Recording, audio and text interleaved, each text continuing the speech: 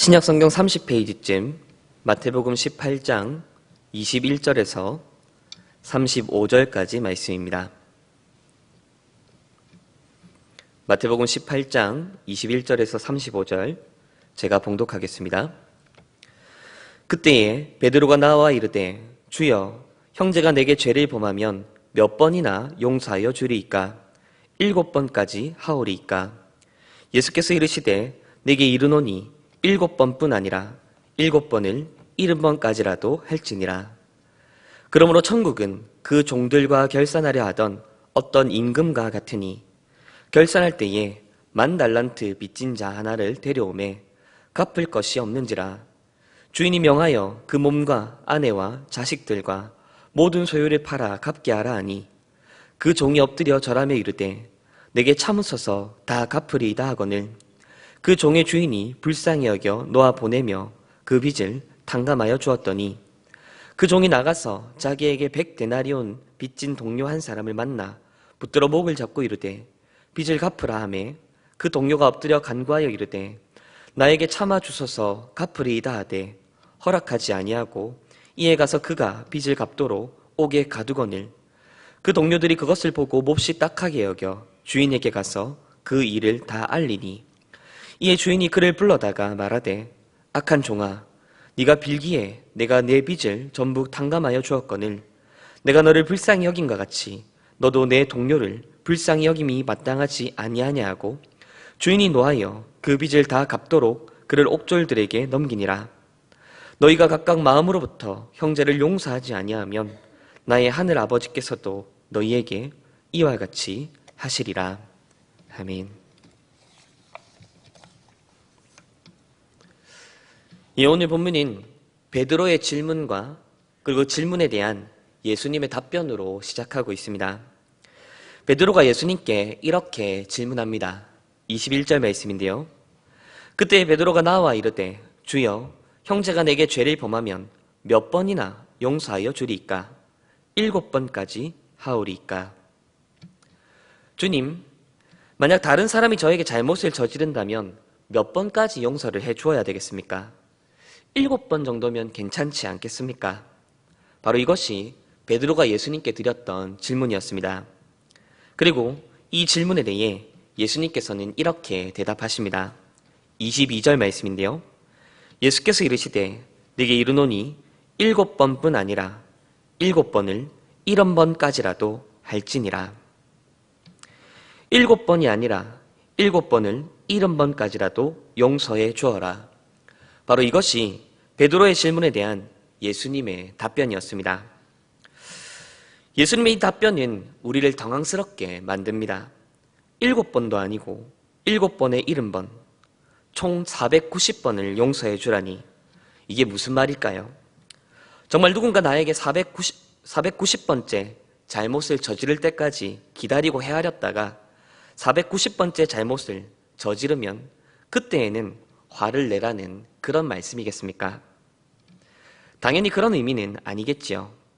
정말 그런 의미였다면 7번에 70번까지라도 그리하라라고 말씀하지 않으시고 7번에 70번까지만 그리하라 아마 그렇게 말씀하셨을 것입니다.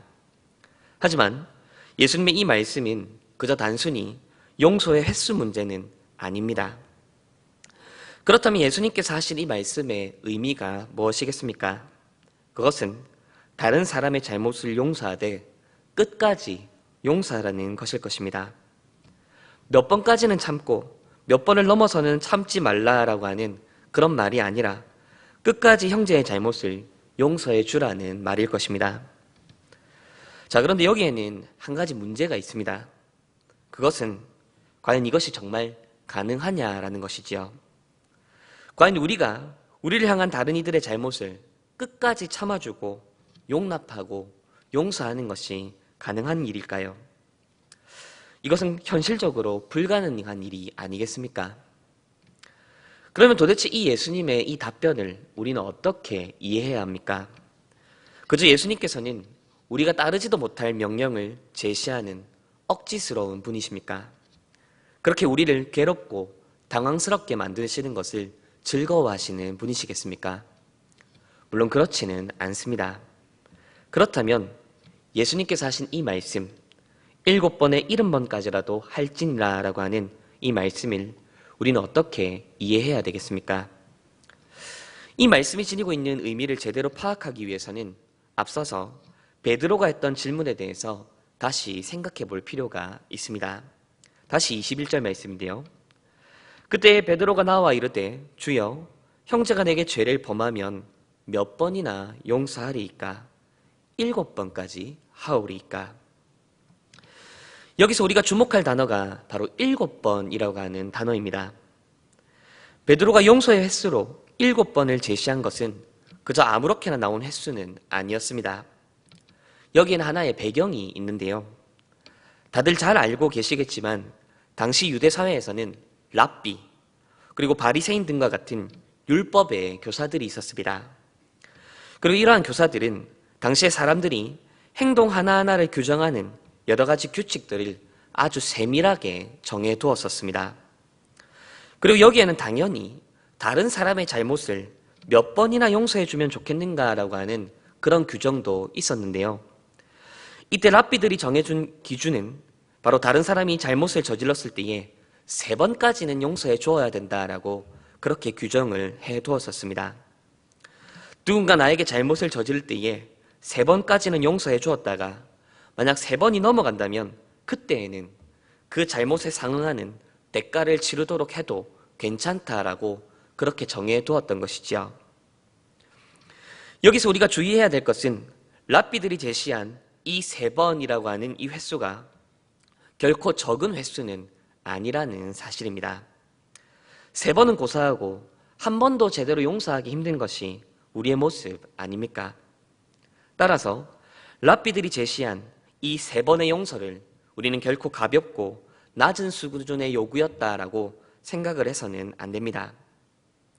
그런데 오늘 본문에 등장하고 있는 베드로는 어떻습니까? 베드로는 무려 7번을 제시합니다. 유대 랍비들이 제시한 것보다 갑절이 넘는 횟수를 지금 제시하고 있는 것이지요. 3번 용서하는 것도 쉽지 않은 상황에서 무려 그 갑절이 넘는 7번을 용서하겠다. 그렇게 지금 선언하고 있는 것입니다. 이렇게 볼 때 베드로가 한 말의 의미는 우리를 이렇게 이해할 수 있을 것 같습니다. 주님, 저 랍비들과 바리새인들조차도 다른 사람들의 잘못을 3번까지 용서해 주라고 말씀하고 있습니다. 그렇다면 참 메시아시오, 참 하나님의 아들이신 주님을 따르는 우리들이라면 적어도 그 2배 이상 다른 사람들을 용서해 주어야 되지 않겠습니까? 주님께서도 이전에 저희에게 너희의 의가 바리새인과 저 서기관들보다 더 나아야 된다 그렇게 말씀하지 않으셨습니까? 따라서 주님의 제자식이나 되는 우리가 저 랍비와 바리새인들보다 더 많이 용서해 주는 것이 마땅하지 않겠습니까? 바로 이것이 베드로가 말한 7번에 담겨있는 의미라고 할 수 있습니다. 지금 베드로의 이 말은 참으로 정당한 말처럼 들립니다. 예수님을 따르는 자들이 예수님을 따르지 않는 다른 자들보다 더 나아야 되지 않겠느냐라고 하는 이 말은 틀린 말은 아니지요. 따라서 베드로의 이 말에 대한 예수님의 반응 역시도 당연히 칭찬이어야 될 것 같습니다. 예수님의 제자로서 당시 유대 사회로부터 존대받고 있었던 랍비들, 바리새인들보다 더 나은 모습이 되겠다라고 하는 이 베드로의 마음이 얼마나 귀하다 할 수 있겠습니까? 그래 베드로야, 너의 생각이 참으로 귀하구나. 그렇게 누군가를 용납하고 용서해 주려는 그 마음을 품었다니 네가 참으로 귀하다. 이렇게 말씀해 주시면 참 좋았을 것 같습니다. 하지만 베드로의 말에 대한 예수님의 답변은 우리의 기대와는 사뭇 다릅니다. 오히려 베드로와 우리를 당황스럽게 만드는 대답을 하시지요. 예수께서 이르시되 내게 이르노니 7번뿐 아니라 7번을 70번까지라도 할지니라. 예수님의 답변을 듣기 전까지만 하더라도 베드로가 제시했던 이 7번은 굉장히 큰 숫자였습니다. 한 번도 아니고 3번도 아니고 무려 7번이나 용서해 주겠다라고 하는 이 베드로의 다짐은 그야말로 엄청난 다짐이었지요. 하지만 예수님의 답변이 제시되는 그 순간 이제 베드로가 제시한 이 7번은 더 이상 아무것도 아니게 되었습니다. 7번도 아니고 70번도 아니고 무려 7번을 70번. 베드로로서는 도무지 생각지도 못했던 횟수를 지금 예수님께서 제시하고 계신 것이지요. 그렇다면 왜 예수님께서는 이와 같은 기준을 제시하신 것입니까? 왜 예수님께서는 도무지 상식적으로는 생각하거나 받아들일 수 없을 만한 그런 기준을 제시하고 계신 것일까요? 왜 그와 같은 기준을 제시함으로 베드로와 그리고 이 대화를 읽고 있는 우리 모두를 당황스럽게 만들고 있습니까? 그것은 베드로를 비롯한 제자들 그리고 더 나아가서 지금 이 대화와 사건을 읽고 있는 우리 모두가 바로 용서에 대한 그릇된 관점을 가지고 있기 때문입니다. 바로 용서를 우리 그리스도인들이 행해야 될 행동 혹은 선행 중 하나로 이해하는 것 말이지요. 베드로는 용서를 예수님을 따르는 자들이 마땅히 행해야 될 행동과 선행의 한 부분이라 이해를 했습니다. 그렇게 선행을 하되 랍비들이나 바리새인들이 제시한 그 기준보다 더 많이 하는 것으로 자신이 예수님을 따르는 자라는 사실, 그렇게 자신이 랍비나 바리새인들보다 더 나은 자라는 사실을 증명하려 했던 것이지요. 이에 대해 예수님께서는 베드로가 제시했던 그 횟수를 아득히 뛰어넘는 기준을 제시하셨습니다. 이를 통해 예수님께서는 이렇게 말씀하고 계신 것이지요. 베드로야, 네가 지금 그 용서를 그저 횟수의 문제, 선행의 문제로 이해를 하고 있다면 그것은 잘못이다. 만약 그렇게 생각하고 있다면 그것은 한 번이 되었든 3번이 되었든 7번이 되었든 하등 차이가 없다. 만약 그럴 거라면 차라리 7번에 70번까지라도 용서해 주지 그러느냐. 바로 이러한 의미로 예수님께서 말씀하고 계신 것이지요. 즉 용서를 했던 숫자, 그 횟수의 많고 적음을 가지고 자신이 예수님을 따르는 자라는 사실을 증명하여 들지 말라는 것입니다. 그렇다면 우리는 어떻게 해야 합니까? 우리는 이 용서의 문제를 어떻게 바라보아야 합니까? 용서를 어떻게 이해하는 것이 바로 우리 그리스도인들, 예수님을 따르는 자들이 용서에 대한 바른 이해라 할 수 있겠습니까? 바로 이때 예수님께서 알려주신 비유가 바로 1만 달란트 빚진 자와 100데나리온 빚진 자의 비유입니다. 다들 이미 잘 알고 계신 내용이고 또 오늘 본문을 읽으면서 이미 파악하신 내용이겠지만 이 비유의 간략한 내용은 이렇습니다. 어떤 나라에 한 종이 있었는데 이 종이 임금에게 무려 1만 달란트라고 하는 엄청난 빚을 지고 말았습니다. 1만 달란트. 이미 잘 알고 계신 분도 있겠지만 1만 달란트는 그야말로 천문학적인 금액입니다. 당시에 일용직 노동자가 하루 일해서 받는 그 임금이 대략 한 데나리온이었는데 한 달란트는 6천 데나리온에 해당하는 금액이었습니다. 1만 달란트가 6천 데나리온이 아니라 한 달란트가 6천 데나리온이었습니다. 즉 1만 달란트라고 하는 말은 6천만 데나리온이 될 수 있을 것인데 이것을 1년 365일로 나누어 생각을 해보면 약 16만 4,380년을 조금 넘어갑니다. 한 사람이 16만 4,380년 동안 하루도 쉬지 않고 돈을 한 푼도 쓰지 않고 그렇게 해야 겨우 갚을 수 있는 그 금액이 바로 1만 달란트라고 하는 금액이라는 것이죠. 참고로 이자는 계산하지 않고 원금만 계산한 것입니다. 자, 그렇다면 1만 달란트를 빚졌다라고 하는 이 말의 의미는 무엇입니까? 그것은 도무지 갚을 수 없는 큰 빚을 졌다라고 하는 의미입니다. 한 개인이 스스로의 힘과 능력으로는 결코 갚을 수 없는 그런 빚을 졌다라는 의미이겠지요. 그러나 더 놀라운 것은 임금이 그 종의 빚을 탕감해 주었다라고 하는 사실에 있습니다. 임금이 그를 긍휼히 여겨 그의 빚을 모두 탕감해 준 것이지요. 평생을 갚고 자자손손 대대로 갚더라도 결코 갚을 길이 없었던 그 어마어마한 빚을 바로 임금이 그를 긍휼히 여기는 마음으로 탕감해 준 것입니다. 이 얼마나 놀라운 일입니까? 자, 그러나 더 놀라운 일이 아직 하나 더 남아 있습니다. 도무지 갚을 길 없던 빚을 탕감받았던 이 종이 그렇게 기분 좋게 집으로 돌아가던 길에 자신에게 100데나리온 빚진 동료를 만난 것이지요. 앞에서도 말씀을 드렸지만 한 데나리온은 노동자가 하루 일하고 벌 수 있는 임금에 해당합니다. 그런데 100데나리온은 즉 당시 일반 노동자가 100일 정도 일을 해야 벌 수 있는 양의 금액이지요. 비록 적은 돈이라고 말은 할 수 없겠지만 열심히 일을 하면 충분히 벌 수 있고 갚을 수 있는 빚의 양입니다. 하지만 임금에게 1만 달란트 탕감받았던 이 종은 지금 자신에게 100데나리온 빚진 그 동료를 잡아다가 감옥에 집어넣었습니다. 100데나리온 빚진 동료가 빨리 그 돈을 갚지 않는다는 이유로 그를 감옥에 쳐넣은 것이지요. 그리고 이 소식은 얼마 지나지 않아서 임금에게도 전달되었습니다. 그리고 그 소식을 들었던 임금은 10,000달란트 탕감받았던 그 종을 다시 불러서 그에게 다시 빚을 지우고 그를 감옥에 잡아 넣습니다. 그리고 이때 임금이 이렇게 말을 하는데요. 33절 말씀입니다.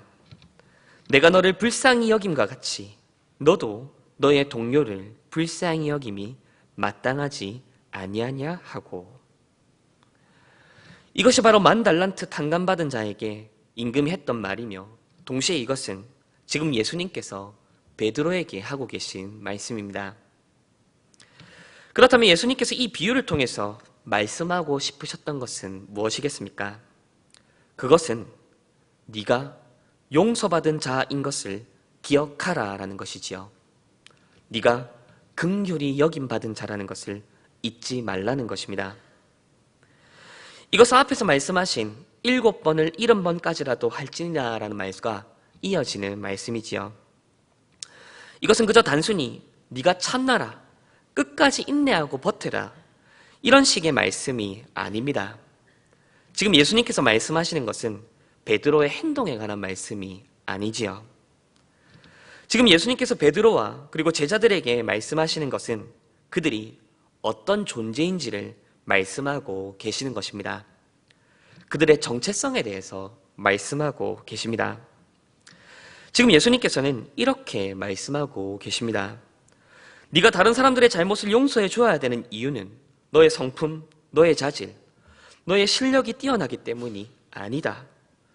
네가 다른 사람을 용서해 주어야 하는 것은 네가 윤리적으로나 도덕적으로 우월하고 고상한 자이기 때문도 아니다. 네가 다른 사람을 용서해 주어야 하는 것은 네가 이미 용서받은 자이기 때문이다. 네가 이미 긍휼히 여김을 받은 자이기 때문이다. 바로 이렇게 말씀하고 계신 것이지요.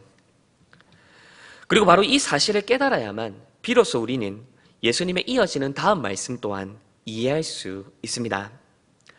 예수님께서는 비유를 말씀하시고 그 이 비유를 마치시면서 무엇이라 말씀하십니까? 오늘 본문 35절 말씀인데요. 너희가 각각 마음으로부터 형제를 용서하지 아니하면 나의 하늘 아버지께서도 너희에게 이와 같이 하시리라. 이 말씀의 의미가 무엇입니까? 우리가 다른 사람의 잘못을 용서해 주지 않으면 하나님께서도 우리의 죄를 용서해 주지 않으신다. 따라서 우리가 다른 사람의 잘못을 용서해 주지 않으면 하나님 앞에서 우리의 죄도 용납받지 못할 것이고 따라서 우리가 천국에 갈 수 없을 것이다. 그런 의미이겠습니까? 그렇지 않습니다. 지금 이 말은 우리의 행위가 조건이 되어서 우리의 구원 여부가 결정된다라고 하는 그런 의미로 해석되어서는 안 됩니다. 이것은 우리 그리스도인의 존재와 정체성에 대한 말씀이지요. 즉 너희는 하나님으로부터 용서받은 자이니 다른 형제들의 잘못을 용서해 주어라. 만약 그렇게 하지 않는다면 너희 스스로를 하나님 앞에 용서받지 못한 자라고 증명하는 것이다. 지금 이런 말씀으로 이해를 할 수 있는 것이지요. 그리고 바로 이것이 예수님께서 요구하시는 용서의 의미입니다. 우리 그리스도인들에게 용서 혹은 용납은 우리 자신의 고상하고 잘난 성품을 드러내기 위함이 아닙니다.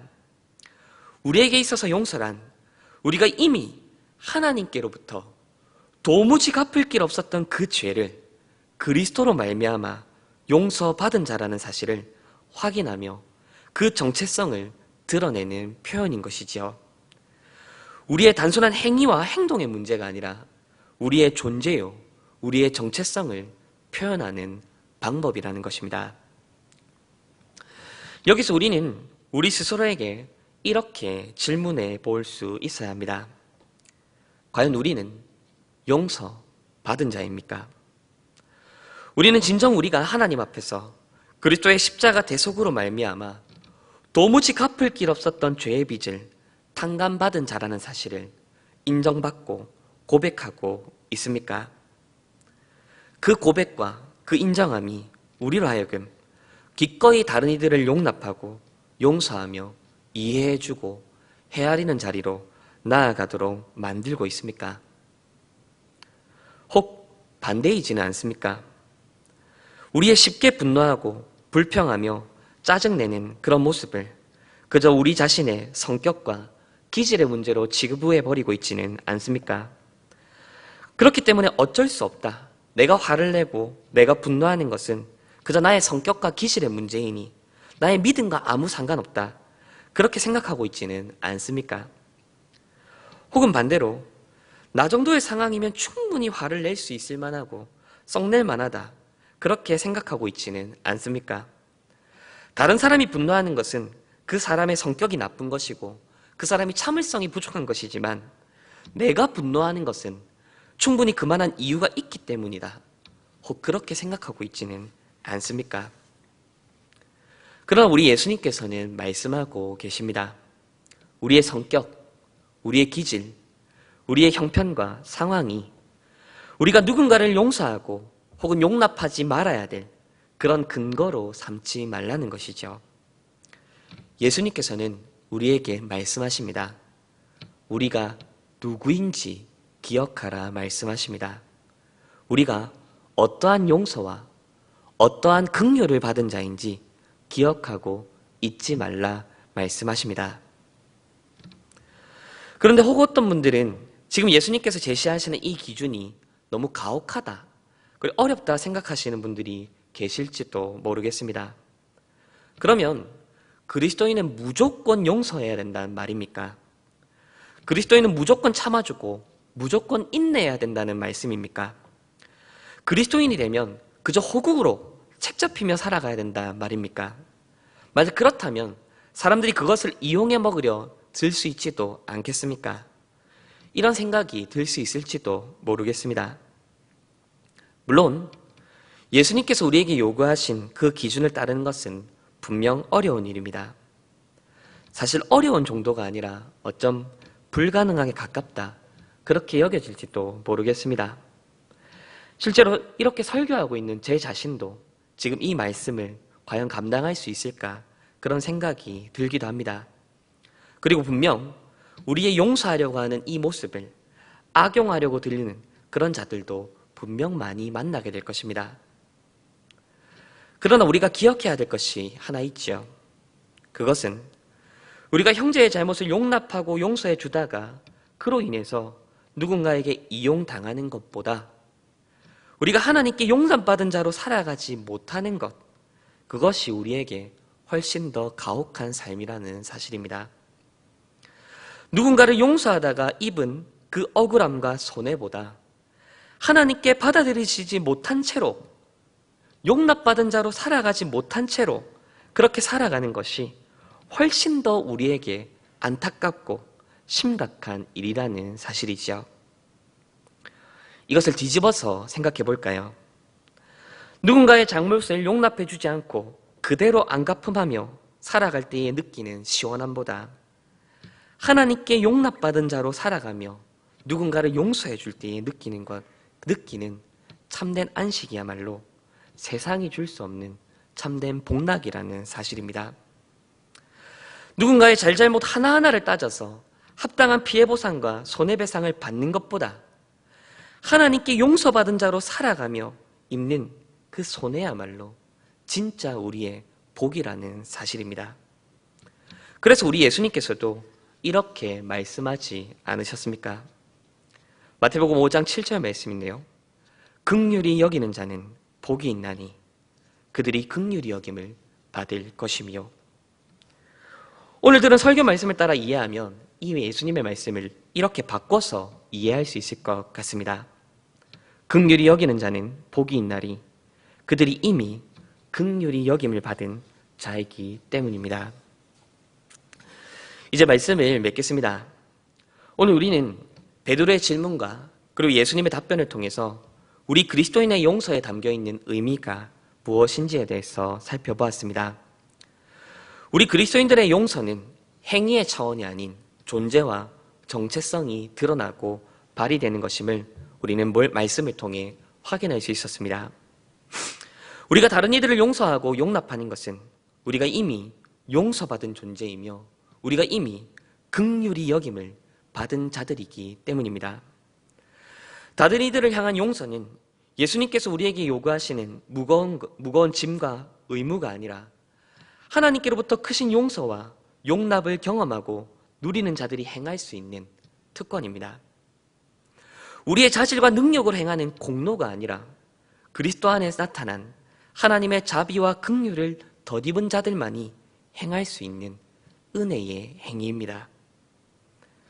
어떻게 용서할 것인가를 고민하기에 앞서서 우리가 어떠한 용서와 긍휼을 입었는가를 헤아리는 우리가 되었으면 좋겠습니다.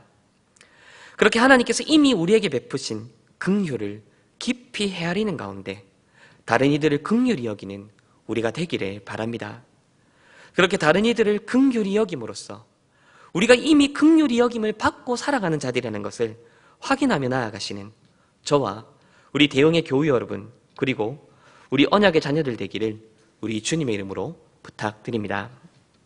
기도드리시겠습니다. 말씀하신 하나님, 오늘 말씀을 통해 우리에게 찾아오시고 우리를 교훈하시고 우리를 도전해 주셔서 참으로 감사합니다. 우리가 날마다 주의 말씀을 들으며 우리 스스로의 모습을 확인하며 나아감에도 불구하고 늘 잊기 쉬운 것이 우리가 얼마나 큰 긍휼과 자비와 은혜를 덧입은 자인가를 우리는 늘 잊고 살아갈 때가 많은 것 같습니다. 그러나 다시금 오늘 말씀을 통해 우리가 어떤 자인지 확인하게 하시고 그렇게 우리의 존재와 우리의 정체성으로부터 다른 이들을 향한 용서와 용납, 이해, 헤아림, 긍휼이 나타나야 된다는 것을 말씀을 통해 확인하며 도전받고 나아갈 수 있게 허락하심을 참으로 감사드립니다.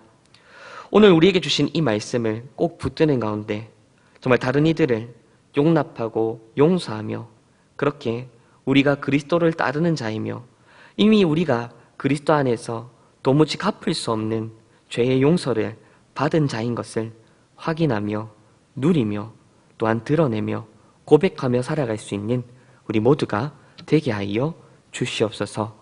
감사드리며 도무지 갚을 수 없는 그 빚을 온전히 자신의 목숨값으로 감당하여 주시고 탕감하여 주신 우리 주 예수 그리스도의 이름으로 기도드립니다. 아멘.